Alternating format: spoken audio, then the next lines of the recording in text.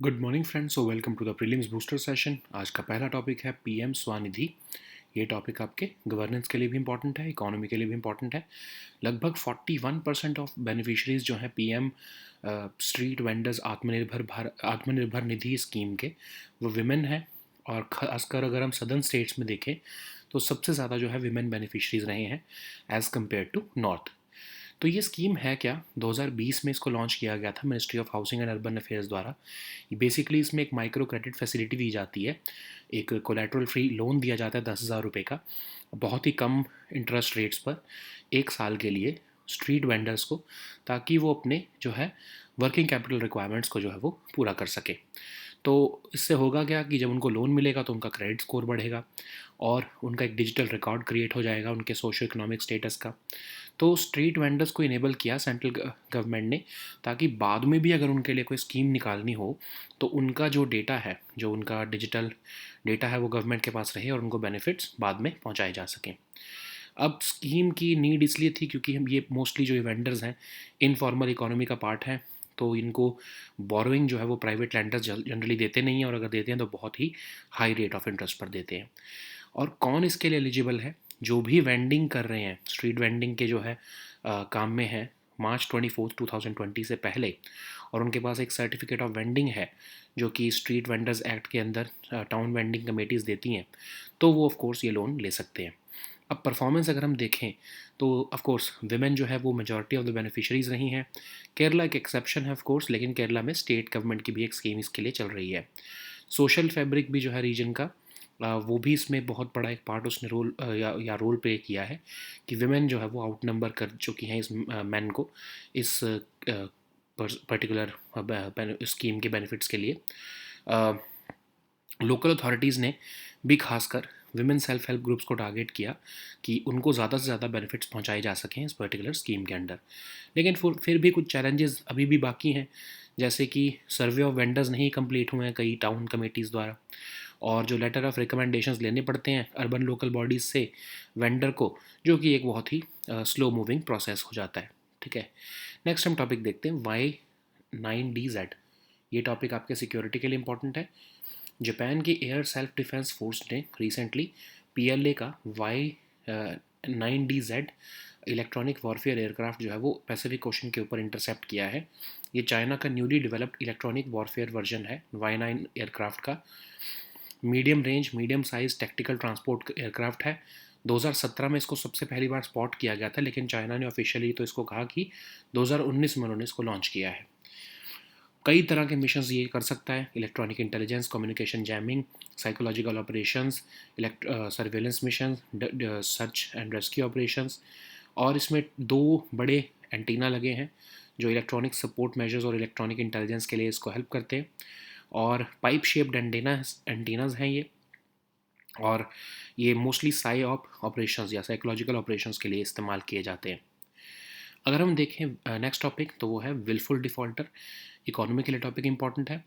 एक recent circular आया है आरबीआई का, जिसमें कहा है कि विलफुल डिफ़ॉल्टर्स या कंपनीज जो हैं जो किसी फ्रॉड में इन्वॉल्व थी, वो कॉम्प्रोमाइज़ के लिए जा सकती हैं और टेक्निकल राइट ऑफ जो है बैंक्स या फिर फाइनेंस कंपनीज के साथ कर सकती हैं।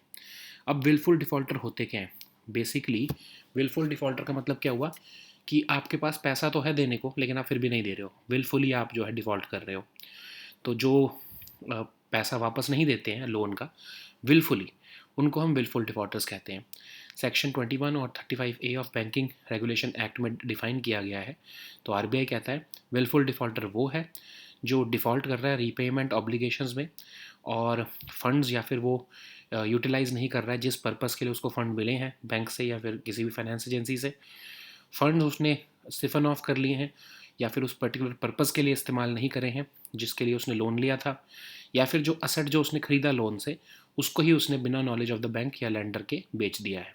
ठीक है, तो कई केसेस में, जैसे कि अगर हम ग्रुप ऑफ कंपनीज़ के केसेस में देखें, तो एक लेटर ऑफ कंफर्ट या गारंटीज़ भी जो है फर्निश की जो है अगर करें की जाती हैं जनरली लेंडर और उसके ग्रुप ऑफ कंपनीज़ के बीच में। और अगर लेंडर वो इन्वोक करे और उसको ऑनर ना करे वो कंपनी या ग्रुप ऑफ कंपनीज़, तो भी उनको विलफुल डिफ़ॉल्टर माना जाता है।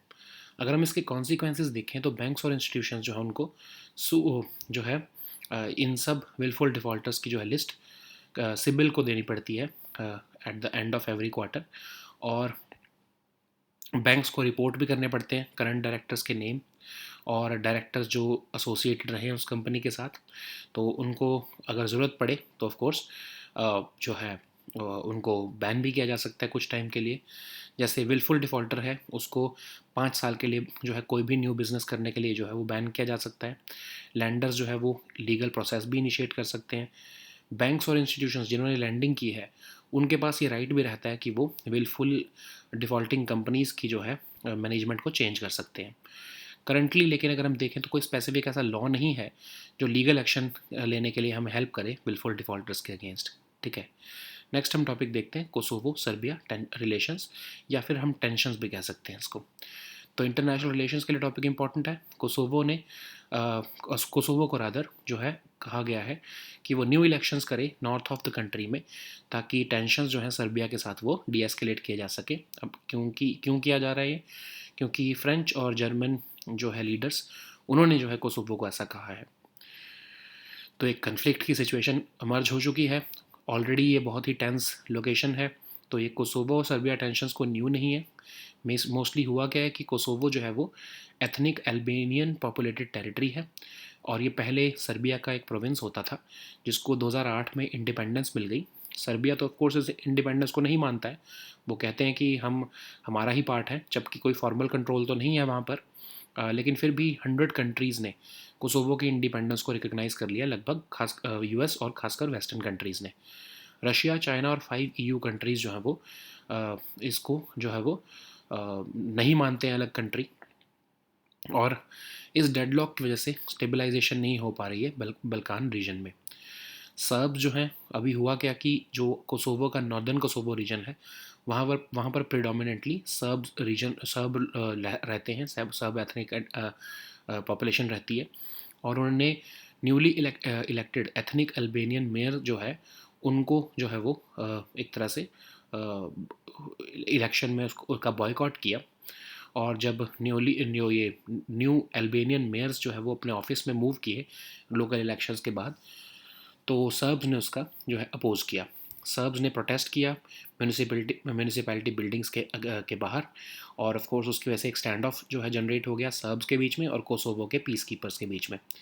तो ये जो है ऑफ कोर्स क्योंकि सर्ब्स इसमें इन्वॉल्व है, उनके वो प्रोटेस्ट कर रहे हैं, तो ऑफ कोर्स सर्बिया भी इसमें इन्वॉल्व हो गया, और सर्बिया कह रहा है कि ये सर्ब्स की पॉपुलेशन के साथ गलत किया जा रहा है। उसकी वजह से ये पूरी टेंशन जनरेट हुई हैं। तो अब ये एथनिक कन्फ्लिक्ट कोई नवा नहीं है, कई सेंचुरीज पुराना है। जो सर्ब ऑर्थोडॉक्स क्रिश्चियन मोनेस्ट्रीज़ हैं वो कोसोवो में, वो कहते हैं कि ऑफ कोर्स 1389 की एक बैटल थी अगेंस्ट ओटोमान तुर्क्स, जो कि उनके सिंबल ऑफ नेशनल स्ट्रगल है। कोसोवो की जो मेजॉरिटी एथनिक पॉपुलेशन है वो अल्बेनियंस है, और वो अपनी कंट्री मानते हैं कोसोवो को एक सेपरेट कंट्री, और वो कहते हैं कि सर्बिया जो है वो इसको ऑक्यूपाई कर रहा है और इसको रिप्रेस कर रहा है। जब ऐसा बहुत ज़्यादा हाई स्केल पर हो गया तो ऑफ कोर्स नाटो ने इंटरवेन किया 1999 में, और सर्बिया से उसको अलग कर लिया, और उसका जो है कंट्रोल जो है वो इंटरनेशनल पीस कीपर्स को दे दिया। अगर हम देखें तो लोकली सिचुएशन ये है कि कांस्टेंट टेंशन रहती है कोसोवो और सर्ब्स के बीच में, और जो है सेंट्रल गवर्नमेंट है वो ऑफ कोर्स अल्बेनियंस द्वारा डोमिनेटेड रहती है। लेकिन जो नॉर्थ रीजन है, जैसे श्रीलंका में भी यही है ना कि नॉर्थ रीजन जो है वो आपका तमिलियन जो है डोमिनेटेड रहता है, लेकिन सेंट्रल गवर्नमेंट वहाँ पर सिन्हालीज की होती है। तो यही सेम अब अगर आप देखो तो कोसोवो में जो है जो प्रिडोमिनेंट जो है सेंट्रल गवर्नमेंट वो अल्बेनियंस की होती है, लेकिन जो नॉर्थ रीजन है वो सर्ब डोमिनेटेड रहता है, इसलिए आपस में कन्फ्लिक्ट होता ही रहता है। ठीक है, तो नेक्स्ट हम टॉपिक देखते हैं अनक क्राकाताऊ वॉल्केनो। ये टॉपिक आपके इंटरनेशनल रिलेशंस के लिए इंपॉर्टेंट है। रिसेंटली इंडोनेशिया का अनक क्राकाताऊ वॉल्केनो इरप्ट हुआ है। ये इंडोनेशिया के सुंदा स्ट्रेट में लोकेटेड है। इसकी सबसे बड़ी जो अगर आप इरप्शन देखो तो 1883 में हुई थी, जिसके बाद पीरियड ऑफ ग्लोबल कूलिंग शुरू हो गया था। और इसके बाद जो है अगर आप लॉन्गेस्ट इरप्शन देखो तो वो 2018 में हुई थी, जिसकी वजह से सुनामी भी जनरेट हुई थी। सुंदा स्ट्रेट आपको पता है कि जावा और सुमात्रा के बीच में है, और ये जावा सी को इंडियन ओशन के साथ कनेक्ट करता है। नेक्स्ट हम टॉपिक देखते हैं जातन वर्चुअल म्यूजियम बिल्डर। ये टॉपिक आपके साइंस एंड टेक के लिए इंपॉर्टेंट है। सेंट्रल गवर्नमेंट ने प्लान किया है कि वो 3D डिजिटाइजेशन सारे म्यूजियम्स की कंप्लीट कर देगी, जो भी उसके एडमिनिस्ट्रेटिव कंट्रोल में है, ताकि आर्टिफैक्ट्स को बेटर कंजर्व किया जा सके।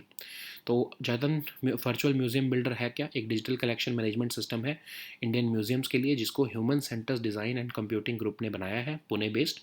एक क्लाइंट सर्वर एप्लीकेशन है जिसमें कि इमेज की क्रॉपिंग की जाती है, वाटर मार्किंग की जाती है, बेसिकली डेटा जनरेट किया जाता है, जिससे कि 3D वर्चुअल गैलरीज आप क्रिएट कर सको। ठीक है, तो 3D स्कैनिंग का ये प्रोसीजर इसमें इस्तेमाल किया जा रहा है, जिसका मतलब क्या हुआ कि एक रियल वर्ल्ड ऑब्जेक्ट को आप 3 डायमेंशनल डेटा उसका जनरेट करते हो, ताकि आप उसकी 3D मॉडल्स जनरेट कर सको। ठीक है, अगर हम देखें तो ये जो human centres design and computing group है, ये सी डैक का पार्ट है। तो सी डैक क्या है? एक apex research and development wing है मिनिस्ट्री ऑफ इलेक्ट्रॉनिक्स का। 1988 में इसको बनाया गया था, ताकि जो है इलेक्ट्रॉनिक्स, आईटी और अदर एसोसिएटेड एरियाज़ में रिसर्च की जा सके। पहला इसका मिशन ये था कि सुपर कंप्यूटर्स बनाने, क्योंकि यूएस ने हमको उस टाइम पर सुपर कंप्यूटर्स देने से मना कर दिया था। तो 1991 तक देखें तो इंडिया का सबसे पहला सुपर कंप्यूटर बन चुका था, परम 8000, जो कि सीडैक ने ही बनाया था। नेक्स्ट हम टॉपिक देखते हैं इशाद मैंगो। ये टॉपिक आपके इकोनॉमी के लिए इंपॉर्टेंट है।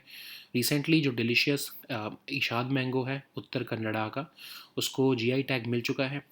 मोस्टली ये अंकोला रीजन जो है कर्नाटका का, वहाँ पर ये ग्रो किया जाता है। पिछले 400 साल से लगभग इसको कल्टीवेट किया जा रहा है। इसके दो वेरिएंट्स हैं, कारी इशाद जो कि सबसे थिन होता है और इसमें ज़्यादा पल्प और स्वीट होता है, बिल इशाद जो कि थिक स्किन होती है लेकिन इसमें पल्प और स्वीटनेस कम होती है। अब अगर हम देखें जोग्राफिकल इंडिकेशन टैग, तो ये ऐसा साइन है जो कि एक स्पेसिफिक जोग्राफिकल ओरिजिन के प्रोडक्ट के ऊपर यूज़ किया जाता है। कोई भी प्रोडक्ट हो सकता है, agricultural, food stuff, wine, spirit, handicrafts, industrial products. और हमारे इंडिया में इसको geographical indication of goods protection registration and protection act के अंदर इसको रजिस्टर किया जाता है। जीआई टैग जो है वो 10 साल के लिए वैलिड होता है, लेकिन इसको ऑफकोर्स रिन्यू भी किया जा सकता है। नेक्स्ट हम टॉपिक देखते हैं Gilgit manuscripts. Art and culture के लिए टॉपिक इंपॉर्टेंट है। Minister of state for culture जो है उन्होंने एक एग्जीबिशन इनाग्रेट की है आज़ादी का अमृत महोत्सव के अंडर, जिसका टाइटल है हमारी भाषा हमारी विरासत। और उन्होंने उसमें मेंशन किया है कि गिलगिट मैन्यूस्क्रिप्ट्स के बारे में, ताकि 75th इंटरनेशनल आर्काइव्स डे जो है वो सेलिब्रेट करते हुए। ठीक है, तो अब हम देखते हैं गिलगिट मैन्यूस्क्रिप्ट्स होती क्या हैं।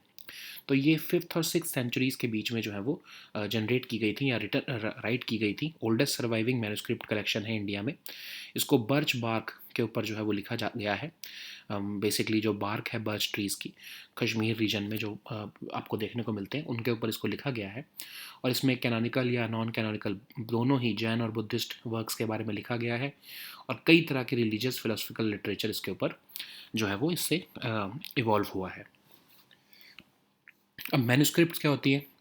बेसिकली हैंड रिटन कॉम्पोजिशन होती है, चाहे पेपर पे लिखी हो, बाग पे लिखी हो, क्लॉथ पे लिखी हो, मेटल पे लिखी हो या पाम लीफ पे लिखी हो, और कम से कम 75 साल पुरानी होनी चाहिए, और कोई ना कोई साइंटिफिक, हिस्टोरिकल या एस्थेटिक वैल्यूज़ की होनी चाहिए। कई तरह की लैंग्वेजेस में और स्क्रिप्ट्स में ये लिखी जा सकती हैं। ठीक है, so now let us see all these topics in English.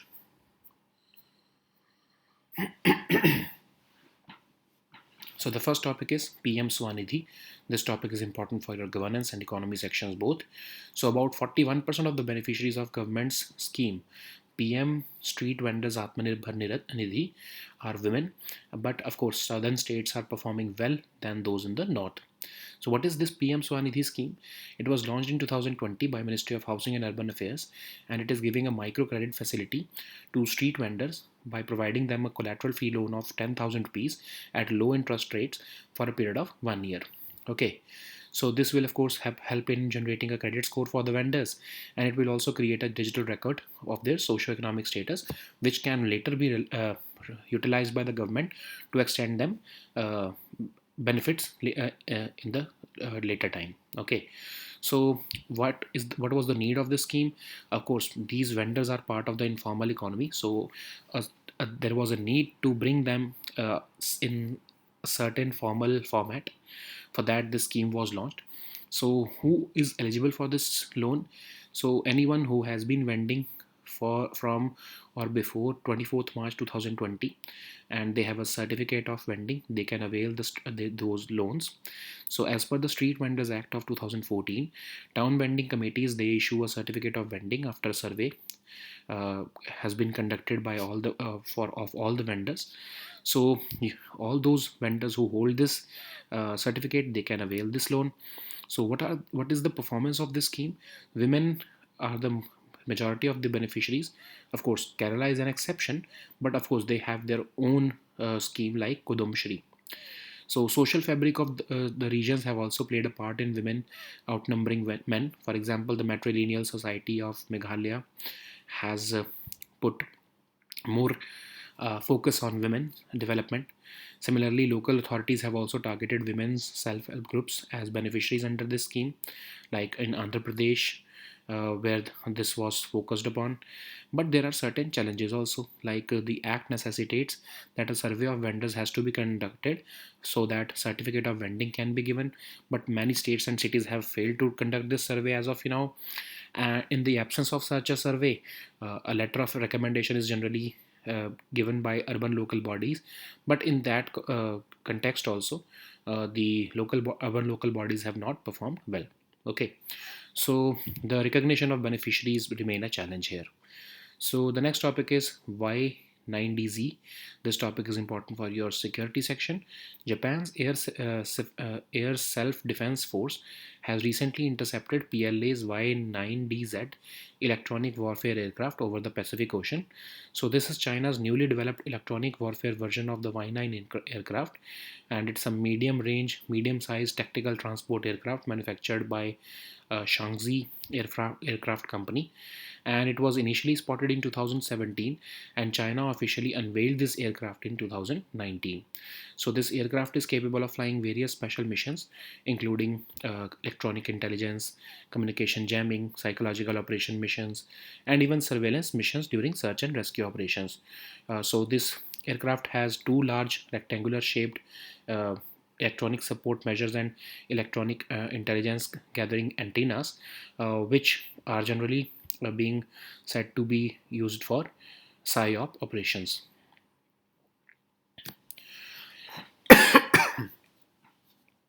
So the next topic is willful defaulter. This topic is important for your economy section.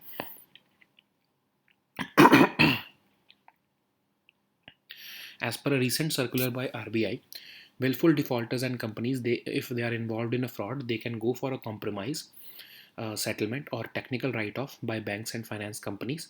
But who is a willful defaulter? So basically, as the name suggests, entities who have the ability to pay but they are not paying back their money that they have taken as a loan, they are willful defaulters. Section 21 and 35A of the Banking Regulation Act defines these willful defaulters. So whenever there is a default in repayment obligations by the unit to the lender, of course, even when they have the capacity to honor the obligations, they are called willful defaulters. If the funds have not been utilized for the specific purpose for which the loan has been taken, in that case also it can be said that the person is a willful defaulter. And when the funds have been siphoned off and they have not been utilized for that purpose, there is also the person who can be called as a willful defaulter. Similarly, if the assets which have been bought by the lender's funds have been sold off by that loanee, has been in that case also, without the knowledge of course the bank or lender, in that case also the person is said to be a willful defaulter. So in case of group of companies, if they have failed to honor their letter of comforts whenever they have been invoked by the lender, in that case also willful defaulter category is being given to those group of companies. So of course the banks have to, or the financial institutions have to submit the list of such accounts to the CIBIL after every quarter, and these banks also report the name of current directors as well as directors who were associated with that company. And once identified, these willful defaulters are not permitted to float any new business for a period of 5 years, and lenders are also expected to initiate legal process against them. Banks and institutions also get the power to or the right to change the management of willfully defaulting companies, but the the unfortunate case is there is no specific law for legal action against willful defaulters as of now. So the next topic is Kosovo-Serbia relations. This topic is important for your international relations topic. So Kosovo has been urged by the German and French leaders to hold new elections in the northern part of the country to de-escalate tensions with Serbia. So what are the Kosovo-Serbia tensions? Kosovo, you know that it's a mainly ethnic Albanian populated territory. It was formerly a province of Serbia and it declared independence in 2008. So Serbia has refused to recognize Kosovo statehood, uh, and of course they do not have any formal control over there as of now, but still they considered it as a part of Serbia. Kosovo has been recognized as a separate country or an independent country by about 100 countries, most of them of the Western origin, including the US. But Russia, China, and 5 EU countries do not recognize Kosovo, and they have taken the stand with Serbia. So, what is the latest issue here? So, of course, Serbs have boycotted the local elections in the northern part of Kosovo, where they are in majority. But still, the elections went as per schedule, and the newly elected ethnic Albanian mayors moved into their offices. But of course, the Serbs started protesting against it, and the Kosovo's riot police moved in, and there was a clash between Serbs and Kosovo's peacekeepers. Of course, because now the Serbs are involved, so Serbia had to intervene. So this has led to a flare up of tension between Kosovo and Serbia once again. So, how deep is the ethnic conflict in Kosovo? Of course, it is centuries old. Serb Orthodox Christian monasteries in Kosovo, they consider as themselves as part of the national struggle, and they view a 1389 battle against Ottoman Turks as the symbol of their national struggle. Kosovo's majority ethnic Albanians view Kosovo as their own country, and they accuse Serbia of occupying and repressing them. Okay, when this reached a level of rebellion in 1998, then of course NATO intervention came in 1999, which forced Serbia to pull out, and this control was ceded to international peacekeepers. Okay, so since then there have been constant tensions between Kosovo government and the Serbs, and the central governments have tried to impose more control in the Serb-dominated north region, and but it has been, of course, met with resistance from the Serbs. So the next topic is Anak Krakatau volcano. This topic is important for your international relations. Recently, Indonesia's Anak Krakatau volcano has erupted, and this is a volcano which is located in Indonesia Sunda Strait, and this was also the site which triggered a massive eruption in 1883, which triggered a period of global cooling, and the longest eruption since the explosion since that period occurred in 2018, which also caused a deadly tsunami. So what is Sunda Strait? This is the strait between Indonesian islands of Java and Sumatra, and it connects the Java Sea to the Indian Ocean. So the next topic is Jatan Virtual Museum Builder. This topic is important for your science and tech section. Central government is planning to complete 3D digitization of all museums under its administrative control by the year end for better conservation of artifacts. So Jatan Virtual Museum Builder has been built by Human Centers Design and Computing Group, which is of course a part of CDAC Pune, and this is a digital collection management system for Indian museums, which will help with the features like image cropping, watermarking, unique numbering, management of digital objects, etc., so that 3D virtual galleries can be created. So what is 3D scanning? So it means analyzing a real world object and collecting three-dimensional data. So this data is then used to construct digital 3D models, and of course by that these artifacts in the museum can be created. The 3D artifact can be created in the museum. Okay, so what is CDAC? It's an apex research and development wing of the Ministry of Electronics, and it was established in 1988 to carry out research and development in electronics, IT, and other associated areas. So CDAC was set up to build supercomputers actually, because the US government denied the supply or the import of supercomputers to us during that period. So we built our own first supercomputer, Param 8000, in 1991. So the next topic is Ishad mango. This topic is important for our economy section. Recently, delicious Ishad mango from Uttar Kannada has received the GI tag. So it is predominantly cultivated around Ankola region of Karnataka, and it has been cultivated since the last 400 years. It has two variants: Kari Ishad, which has thin skin, more pulp and sweeter, and it is sweeter. And there is another version called Bili Ishad, which has thick skin and less pulp and sweetness. Okay, so what is GI tag? So GI tag is a sign used on products which have a specific geographical origin, and this is generally used for agricultural products, foodstuffs, wine and spirit drinks, handicrafts and industrial products, and it is governed by the Geographical Indications of Goods Registration and Protection Act of 1999. So GI tag is valid for 10 years, after which it can also be renewed. So the next topic is Gilgit manuscripts. This topic is important for your art and culture section. So recently, Minister of State of Culture has inaugurated an exhibition under Azadi Ka Amrit Mahotsav, which has been titled as Hamari Bhasha, Hamari Virasat, and he has mentioned about Gilgit manuscripts. Okay, so Gilgit manuscripts were written between 5th and 6th centuries, and they were written on the birch bark folio documents, which means that the pieces of inner layer of the bark of birch trees were used, which were found in Kashmir region, and it contains both canonical and non-canonical Jain and Buddhist works, so that evolution of many religious philosophical literature can be traced from this Gilgit manuscripts. So what are manuscripts in general? So they are handwritten composition on either paper, bark, cloth, metal, palm leaf, and they should be at least 75 years old, and they must be having certain scientific, historical, or aesthetic value, and they are generally found in different languages and different scripts. Okay, so these were our topics for today. We'll meet next time with new topics. Until then, goodbye and take care.